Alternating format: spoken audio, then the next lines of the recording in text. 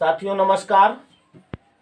हिंदी में हम आपको पढ़ा चुके हैं, वर्ण पढ़ा चुके हैं, शब्द पढ़ा चुके हैं, वाक्य हो गया है और उसके बाद वाक्यांश के लिए एक शब्द भी हो गए हैं कुछ, और वाक्यांश के लिए एक शब्द हम आपको वीडियो के लास्ट में देते रहेंगे थोड़े थोड़े।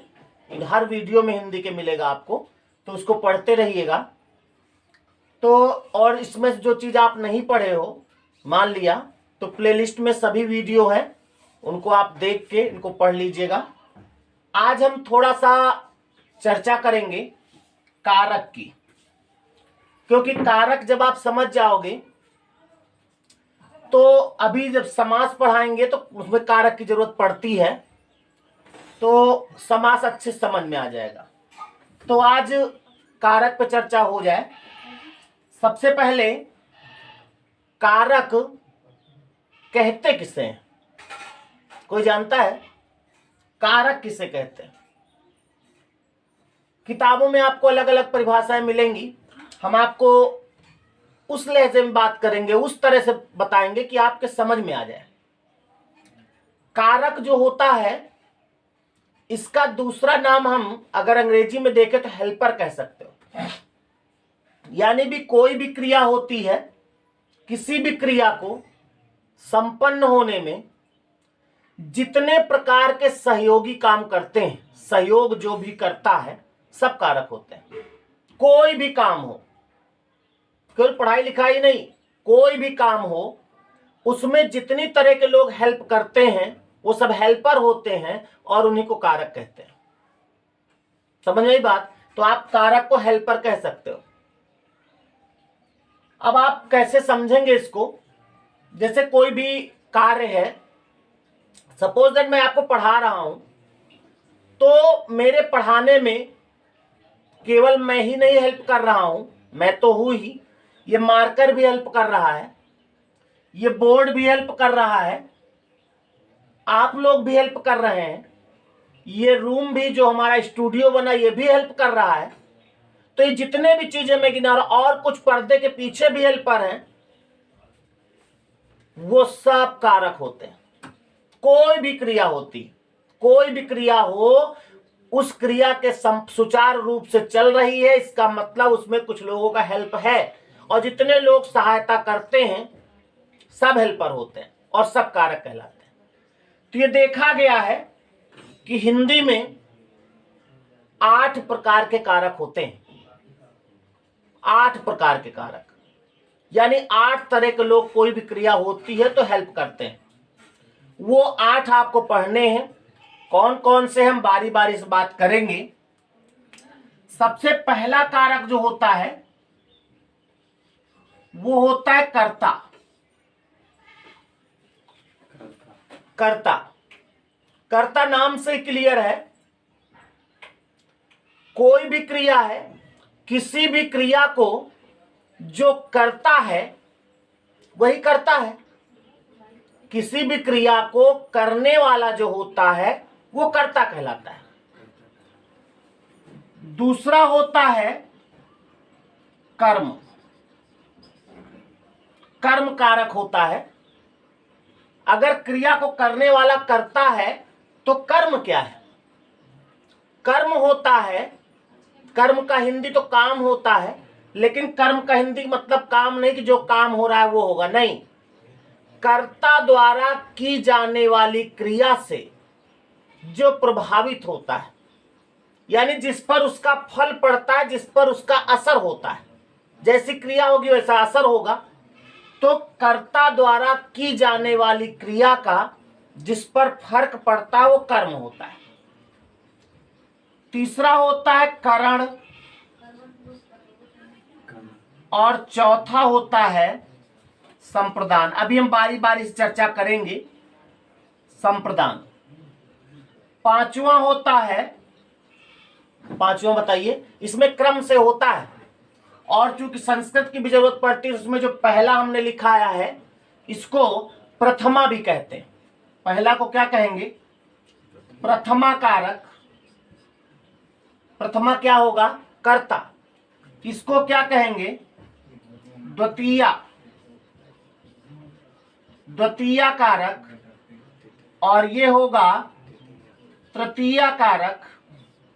इसको बताओ जरा, चतुर्थी कारक, और ये होगा पंचमी। तो प्रथमा, द्वितीया, तृतीया, चतुर्थी, ये 4 नाम पहले आप दिमाग में सेट करो।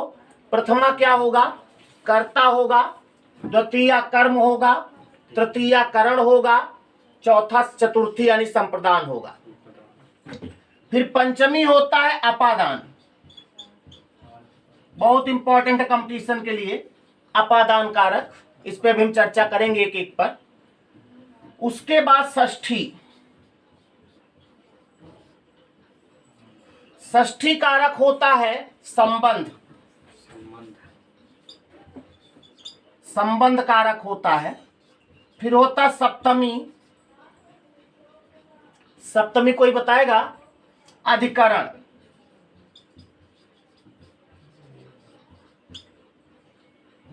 और अष्टमी होगा, यानी 8 कारक होते हैं। अष्टमी होता है संबोधन, यानी ये 8 कारक होते हैं। प्रथमा कर्ता, द्वितीया कर्म, तृतीया करण, चतुर्थी संप्रदान, पंचमी अपादान, षष्ठी संबंध, सप्तमी अधिकरण और अष्टमी संबोधन। इनको आपको इसी क्रम में दिमाग में रखना है, क्योंकि घुमा फिरा के सवाल आता है। तो जितने भाई, सबसे पहला कर्ता होता है, और कर्ता के बाद कर्म भी याद रहता है। का वाले तीनों एक साथ रहते हैं, प्रथम द्वितीय तृतीय, कर्ता कर्म करण। और उसके बाद दान वाले आ जाते हैं, संप्रदान अपादान, 5 हो गए। उसके बाद फिर दोनों में संबंध आ जाता है, और फिर अधिकरण और संबोधन। इतने कारक होते हैं। अब इनकी कारक की कुछ विभक्तियां होती हैं। विभक्ति का मतलब चिन्ह, यानी उस बचपन में आप लोग पढ़े होंगे, कर्ता ने कर्म को करण से संप्रदान के लिए, ऐसा पढ़े हैं। केवल हम कर्ता ने कह दें तो कर्ता ने कर्म को संप्रदान, कुछ ना कुछ बोलते आप चले जाते हो, हे हो अरे अजी तक। लेकिन इनको क्रम में याद करना है, तब कंपटीशन से सवाल होगा। तो कर्ता की जो विभक्ति होती है वो ने होती है। अभी हम इस पर चर्चा करेंगे, पूरा एक एक हेडिंग डलवा के लिखाएंगे। कर्ता की विभक्ति क्या होती है? ने, यानी आप पहचानोगे इसको ने से। कर्म की पहचान होती है को, कर्ता ने कर्म को। फिर करण की होती है से या के द्वारा, 2 विभक्तियां इसकी होती है, से या के द्वारा। संप्रदान की विभक्ति होती को के लिए, इसकी भी 2 विभक्तियां होती हैं। अपादान की विभक्ति होती है से, लेकिन अलगाव वाला। अलगाव समझते हो? लगाव में आ लग गया तो अलगाव, यानी लगाव का मतलब लगाओ, और आ माने नहीं, यानी ना लगाओ। तो अलगाव का मतलब होता है ना लगाओ, यानी जब लगाव ना हो उससे। संबंध की विभक्ति होती है का की के रा री रे। ये 3 इसलिए है क्योंकि अगर पुरलिंग है तो का, जैसे कुत्ता है राम का कुत्ता, बिल्ली है तो राम की बिल्ली, बच्चे हैं तो राम के बच्चे, यानी ये पुरलिंग, ये स्त्रीलिंग और ये बहुवचन। इसी तरह रा री रे में भी है। अधिकरण की विभक्ति होती है में पर, में और पर 2 होता है, इस पर हम चर्चा करेंगे। संबोधन की विभक्ति होती है हे, अरे, अजी, छी, शाबाश, ये अलग अलग बहुत सारी होती हैं इसकी, तो आदि। तो ये विभक्तियां जो है कारक की होती हैं। आपको अभी एक एक लिखाएंगे तो विभक्तियां याद हो जाएंगी। पहले इसको आप लिख लो कहीं पर, या स्क्रीनशॉट ले लो इसका जल्दी से। 2 मिनट दे रहे हैं आपके लिए।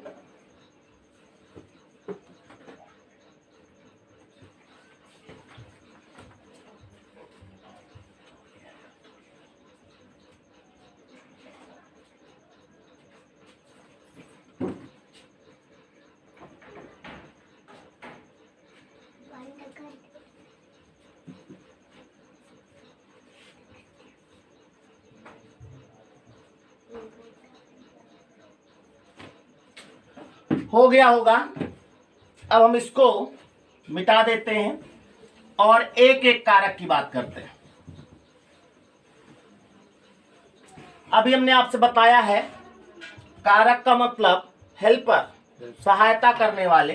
तो आप देखिएगा हर कारक में एक क्रिया का मैंने उदाहरण दिया है कि मैं आपको पढ़ा रहा हूं, ये भी एक क्रिया है। इसी में हेल्पर कैसे काम करेंगे, तो सबसे पहले हेडिंग डालें आप कर्ता कारक। कर्ता कारक और ब्रैकेट में लिख लें ने। देखो इसको हम एक लाइन से याद कर सकते हैं। क्रिया को जो करता है वही करता है। क्रिया को जो करता है वही करता है। एक जगह करता, एक जगह करता। तो क्रिया को जो करता है वही करता है, यानी कोई भी क्रिया होगी उसको करने वाला जो होगा वो कर्ता कहलाएगा। इसकी विभक्ति क्या होती है, ने होती है। यानी जहां पर कर्ता होगा उसके बाद विभक्ति का मतलब चिन्ह, यानी इससे पहचानोगे, उसके बाद ने लगा होता है। क्या लगा होता है, ने। तो आप ने के पहले जो मिले वही कर्ता होगा। कभी कभी विभक्ति रहती है और कभी कभी नहीं रहती है। तो जब विभक्ति ना रहे, जैसे मान लिया लिखा है राम ने मारा, राम ने मारा, कर्ता कौन, ने के पहले जो लिखा है राम, तो राम कर्ता हो गए, पहचान लिए। लेकिन कभी कभी लिखा रहता है मोहन पढ़ रहा है, इसमें आप कर्ता बताओ, तो ने तो नहीं लगा ना। तो आपको जब ने ना लगा हो और कर्ता पता करना है तो कौन लगा के क्वेश्चन बनाओ। क्या लगा के, कौन, यानी इसका क्वेश्चन बनाओ कौन पढ़ रहा है। तो आपका आंसर क्या मिलेगा, क्या मिलेगा, हम पूछ रहे हैं कौन पढ़ रहा है, मोहन पढ़ रहा है। तो मोहन जो है वो करता है। समझ में आई बात। अब इसमें आप उदाहरण कुछ भी लिख सकते हो। मोदी जी ने धारा 370 हटा दी, तो यहां पर ने लगा है ना, तो मोदी जी क्या हो गए, कर्ता हो गए। योगी जी ने जनधन योजना शुरू की, तो यहां किसने शुरू की भाई, मोदी जी, योगी जी ने, मोदी जी ने, किसी ने, तो सब करता होंगे। तो इसके उदाहरण में आप कुछ भी लिख सकते हो। मोहन पढ़ रहा है, श्याम सो रहा है, गीता गा रही है, सब करता है इसमें। तो केवल एक डायलॉग याद करना है, क्रिया को जो करता है वही करता है, करता हो जाएगा। करता आप आराम से पहचान लोगे, समझ रहे। उदाहरण कुछ भी आप लिख सकते हो, कोई दिक्कत नहीं। दूसरे कारक की ओर चलते हैं और अब हेडिंग डालेंगे आप कर्म कारक। इसकी विभक्ति होती है को। क्या होती है, को।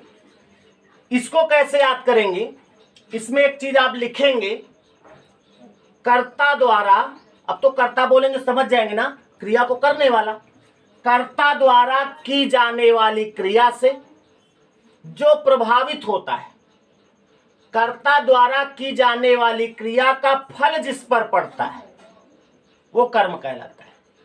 कर्ता द्वारा की जाने वाली क्रिया का असर जिस पर पड़ता है वो कर्म कहलाता है। यानी क्रिया का प्रभाव या फल जिस पर पड़े वो कर्म होगा। क्रिया का प्रभाव या फल जिस पर पड़े वो क्या कहलाएगा, कर्म कहलाएगा। या यूं कहें, क्रिया का प्रभाव जिस पर प्रकट हो। ये सब भाषाएं हैं, आपको इससे मतलब नहीं, आपको मतलब है जो कार्य हो रहा है उसका असर किस पर हो रहा है, बस वो कर्म होगा। ये बहुत इंपॉर्टेंट है, क्योंकि अभी आप क्रिया जब पढ़ोगे ना तो इसी के आधार पर सकर्मक, अकर्मक, द्विकर्मक क्रियाएं होंगी। समझ रहे हैं? तो कर्ता द्वारा की जाने वाली क्रिया का असर जिस पर पड़े, जैसे मोहन गा रहा है तो देखा जाए तो इसमें कर्म है ही नहीं, क्योंकि मोहन करता है और मोहन गा रहा, गाने वाली क्रिया है, देखा जाए तो फल भी मोहन पर पड़ रहा है, तो कर्म नहीं है। तो ऐसी क्रिया को अकर्मक कहेंगे। अभी क्रिया पे जब चर्चा करेंगे तो बात करेंगे अच्छे से। लेकिन अगर लिखा हो मोहन गाना गा रहा है, तो भैया मोहन गाना गा रहा है, इसका मतलब असर गाना पर पड़ रहा है, तो वो सकर्मक क्रिया हो जाएगी। समझ में आई बात? तो कर्म में आप लिख लें, कर्ता द्वारा की जाने वाली क्रिया से जो प्रभावित होता है, जिस पर फल पड़ता है, या कुछ भी लिख ले जिस पर असर प्रकट होता है, वो कर्म कहलाता है और इसकी विभक्ति को होती है। उदाहरण लिख सकते हैं आप, मैंने मरीज को अस्पताल पहुंचाया। मैंने मरीज को अस्पताल पहुंचाया, तो यहां पर को लगा है ना, को के पहले जो है वो कर्म है। इससे सवाल जरूर आता है पेपर में। तो कर्म कारक के लिए आप समझ लें क्या, कर्ता द्वारा की जाने वाली क्रिया का असर जिस पर पड़ता है वो क्या कहलाता है, कर्म कहलाता है। कर्म की विभक्ति होती है क्या, को। तो इसमें कुछ लिखने की जरूरत नहीं है। अगला कारक है करण।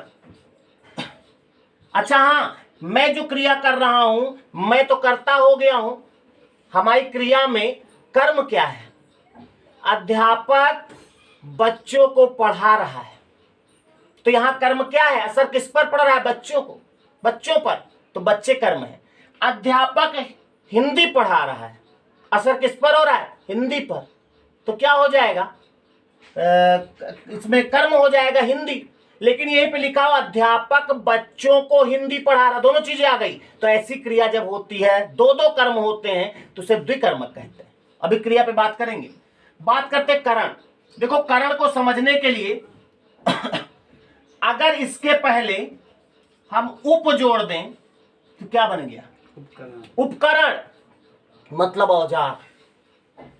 अब आप समझ सकते हैं, कर्ता जब कोई क्रिया करता है तो उस क्रिया के संपन्न करने में जिस उपकरण का प्रयोग करता है उसे करण कहते हैं। जो भी उपकरण यूज हो,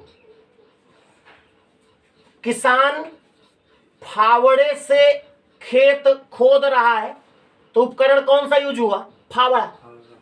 अध्यापक मार्कर से लिख रहा है, अध्यापक माइक से पढ़ा रहा है, तो ये जो माइक है, मार्कर है, ये सब क्या है, उपकरण। तो उपकरण कारक का मतलब उपकरण, यानी कर्ता द्वारा की जाने वाली क्रिया में जिस उपकरण का, जिस साधन का प्रयोग करता है वो सब क्या कहलाता है, उपकरण नहीं, करण कारक। और इसकी विभक्ति होती है से या के द्वारा। जब किसी उपकरण से ही काम करे तो वो से लगता है, और जब उसके द्वारा कुछ काम हो, जैसे ये वीडियो हम आपको मोबाइल से बना रहे हैं ना, मोबाइल के द्वारा बना रहे हैं, तो ये मोबाइल जो है ना, ये क्या है, उपकरण है, यानी करण कारक है। राम ने रावण को बाण से मारा, तो इसमें उपकरण क्या यूज हुआ है, बाण, तो यहां बाण क्या है, करण कारक होगा। समझ रहे हैं ना? तो इस तरह से जो भी शब्द होगा जिसमें किसी उपकरण का प्रयोग किया जाए वो करण कारक होता है। इसकी विभक्ति से और के द्वारा दो होती है। समझ गई बात? तो कर्ता क्या होगा, क्रिया को जो करता है वही करता है। कर्म है, कर्ता द्वारा की जाने वाली क्रिया से जो प्रभावित होता है कर्म कहलाता है। और कर्ता द्वारा की जाने वाली क्रिया में जिस माध्यम, जिस उपकरण, जिस औजार का प्रयोग किया जाए वो करण कहलाता है। समझ में आ रही बात? तो चौथी हेडिंग पड़ती है संप्रदान। संप्रदान कारक, इसको समझते हैं।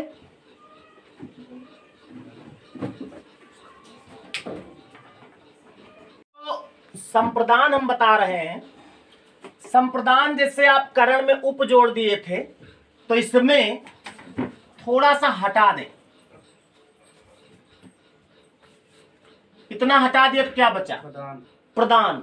प्रदान का मतलब देना। तो संप्रदान में तो एक चीज हो गई भाई, अगर किसी को कोई चीज दी जा रही है तो संप्रदान उसमें होगा, ठीक।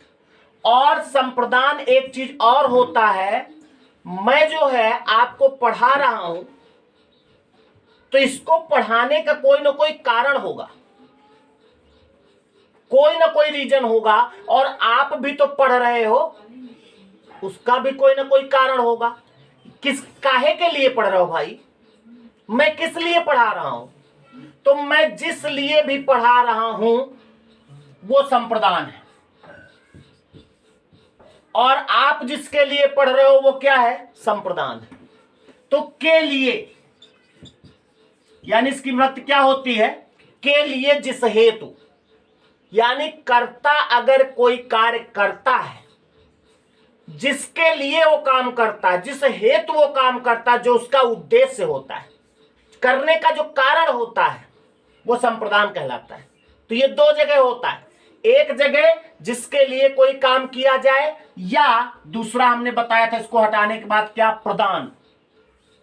तो जिससे जब कोई चीज दिया जाए तो वहां पर विभक्ति काम करती है को। तो मैंने दो विभक्तियां इसकी बताई हैं, संप्रदान की विभक्ति के लिए और को होती है। तो इसको समझने के लिए आप